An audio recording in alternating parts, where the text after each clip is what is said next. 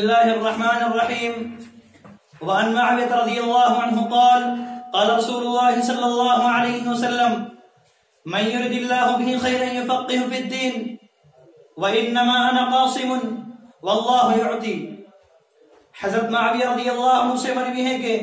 جناب رسول اللہ صلی اللہ علیہ وسلم نے ارشاد فرمایا اللہ تعالیٰ جس شخص کے ساتھ میں بھلائی کا معاملہ کرنا چاہتے ایسے شخص کو دین کی سمجھ بوجھ عطا فرماتے ہیں، اور میں تو صرف تقسیم کرنے والا ہوں، اصل علم والے تو اللہ ہے۔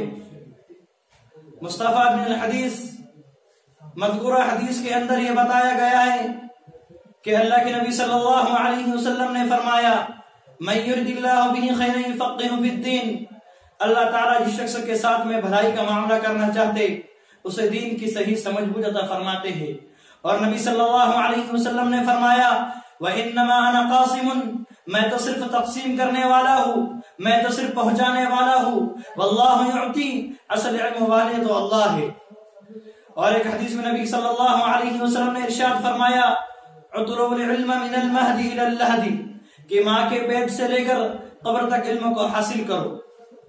اور ایک حدیث میں نبی صلی اللہ علیہ وسلم نے ارشاد فرمایا کہ من خرج فی طلب العلم، جو کوئی شخص علم کو طلب کرنے کے لیے نکلے فہو فی سبیل اللہ، تو گویا کہ وہ اللہ کے راستے میں ہے۔